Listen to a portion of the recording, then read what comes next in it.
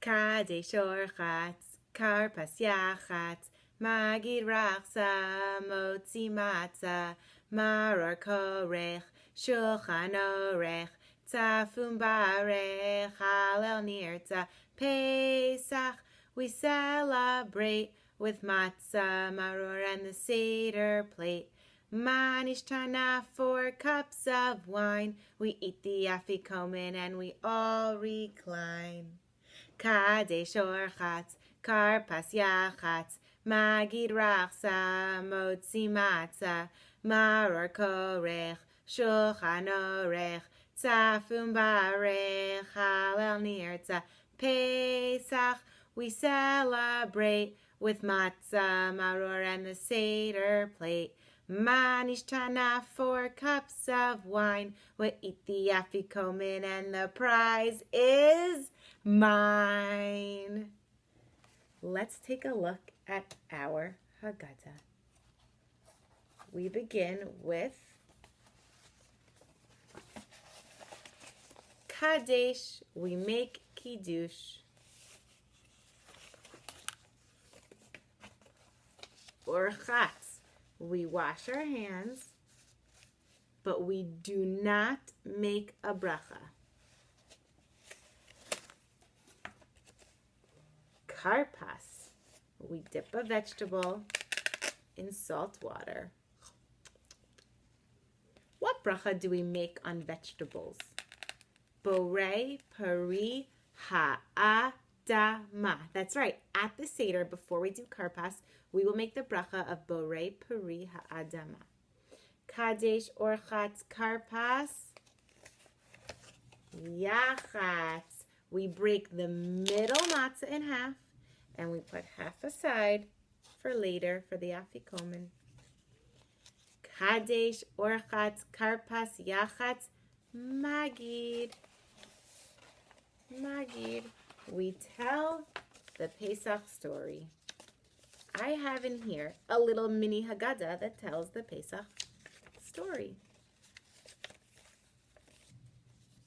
Now, we learned most of the Pesach story, but we're going to review it now so that you know the whole story. So that when you get to Magid in your Seder, you will be able to tell from the beginning to the end what happened to the Jewish people.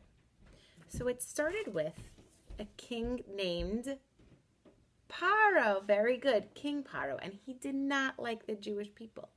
King Paro had a rule that Jewish baby boys that were born had to be thrown in the river. Very good. So one day a woman named Yocheved had a baby and she didn't want to throw him in the river. So she made a basket for her baby and she put the baby in the river. And this baby's sister, Miriam, watched the baby the whole way that it was floating. And it floated down and it floated down until somebody found this baby. The person that found this baby was the daughter of Paro, Batya. And she pulled the baby out of the water. She held him and she said, "Hi, baby, I will name you." What did she name him? Moshe. Baby Moshe, floating down the river. Baby Moshe, please don't cry or shiver. You're the one Hashem did choose. You're the one to save the Jews. Baby Moshe, floating down the river. Now Moshe grew up with Batya, and in Paro's castle. Now Paro did something else to the Jewish people. He made the Jewish people his avadim. And they worked really hard, those avadim. They built things for Paro. They did whatever he wanted. Who knows this song about avadim? Get your hammers ready. Bang, bang, bang, bang your hammers low. Bang, bang, bang, give a heavy blow. For it's work, work, work, every day and every night. For it's work, work, work, when it's dark and when it's light. Dig, dig, dig, dig your shovels deep. Dig, dig, dig, there's no time to sleep. For it's work, work, work, every day and every night. For it's work, work, work, when it's dark and when it's light. Now, Moshe started off as a baby, but then he grew up. And when he grew up, he ran away. Do you remember why he ran away? There was something he didn't like. He did not like seeing the Jewish people as Avadim. So he ran away, and he came across a burning bush. And at that burning bush, Hashem called out to him and said, Moshe, I have a job for you. Moshe, you are Jewish, and it is your job to save the Jewish people. You need to bring those Avadim out of Mitzrayim and help them become free. Now, do you think Moshe was excited to go to Paro or scared to go to Paro? Yeah, he was definitely scared, but Hashem said, don't worry, go to Paro and ask him. So Moshe went to King Paro, and he said, oh, listen, oh, listen, oh, listen, King Paro. Oh, listen, please let my people go. They work so hard all day. They want to go away. King Paro, what do you say? And you know what King Paro said? He said, no, no, no, I will not let them go. No, no, no, I will not let them go. And Moshe said, listen, King Paro, if you don't let them go, Hashem is going to send you the 10 Mako, 10. The Mitzrim were punished again and again. 10 Mako, 10. The Mitzrim were punished again and again. Dam Sfardeya Kinim Arov Dever Shchin Barad Arbecho Shech Makapachoro. These are the Yeser Mako. And Paro said, I am not letting those Jewish people go. I want my Avadim. So Hashem sent those 10 Mako. Let's review them.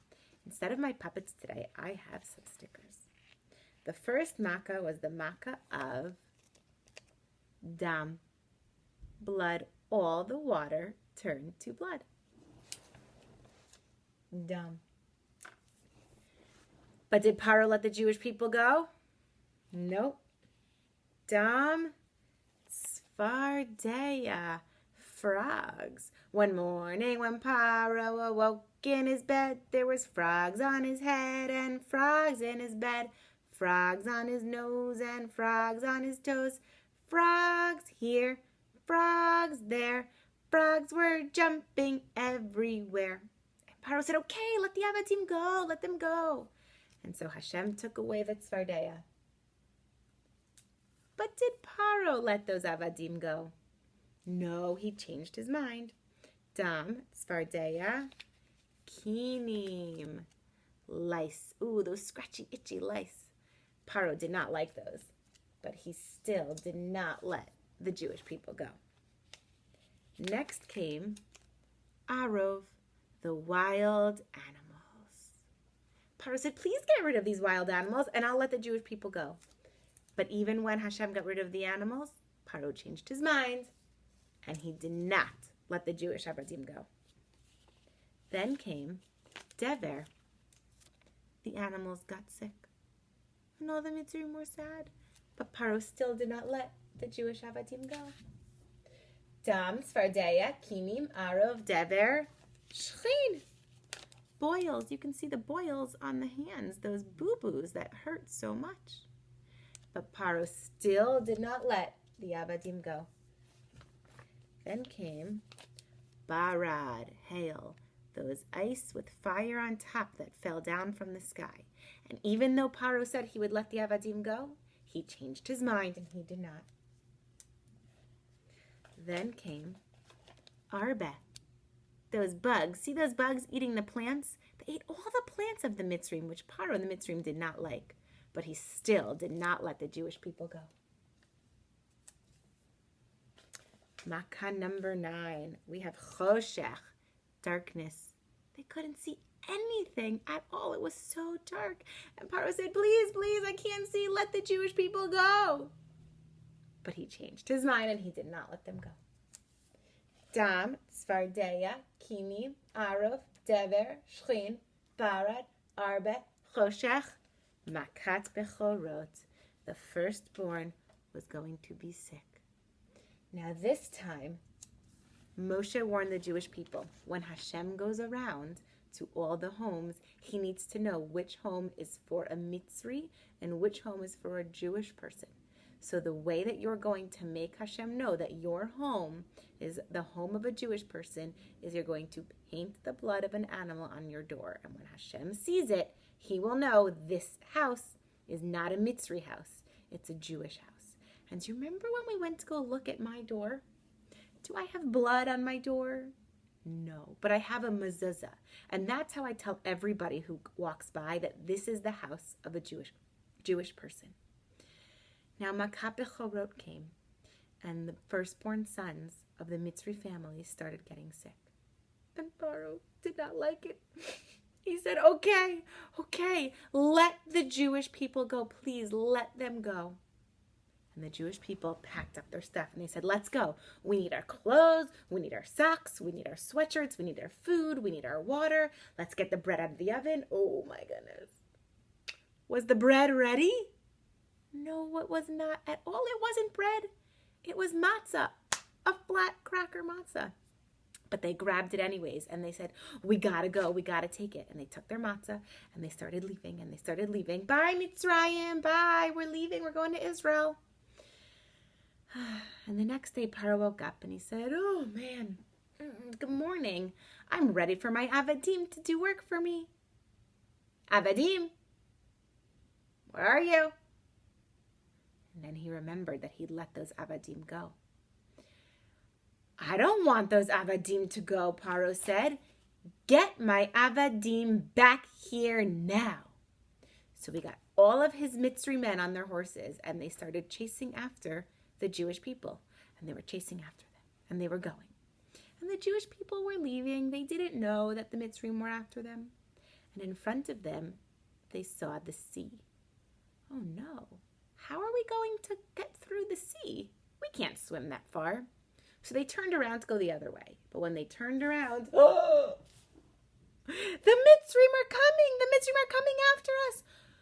Moshe, what do we do? In front of us is the sea. Behind us is the Mitzrim. We have nowhere to go. Moshe, what do we do? And Moshe said, Hashem, what do we do? In front of us we have the sea. Behind us the Mitzrim. And Hashem said, I'm going to do a big nace, a humongous nace. I want you to take your staff, that stick that Moshe carries, and put it in the water. So Moshe walked over to the sea, and he put his staff in the water. Oh! All the water split up, one on this side, one on this side, and there was land in the middle. And the Jewish people didn't have to swim. They were able to walk through. They were able to walk through the land and look, oh, water. But no water in front of them. And they made it all the way to the other side of the sea. And the water quickly came back down and filled up the sea, so the Mitzrim could not go after them. And the Jewish people were free, finally free from Paro and the Mitzrim. And what do you think they did? They celebrated, they sang, and they thanked Hashem. Thank you, Hashem, for saving us. We are free. And that is what we remember every year on Pesach, how Hashem helped free us from being avadim in Mitzrayim and brought us out to freedom. This is the story that we will tell at our Seder, and you are going to be experts at it. Tomorrow, we're going to learn what comes next in the Seder now that you know what happens in Magid. But something else that you need to know is that the very first thing we do before we start telling the story is we ask some questions. Do you know how many questions we ask? I'm not going to tell you. But if you watch Maura Karen's video of Manish Tana, you might find out how many questions we ask, and we'll talk about it tomorrow. Bye.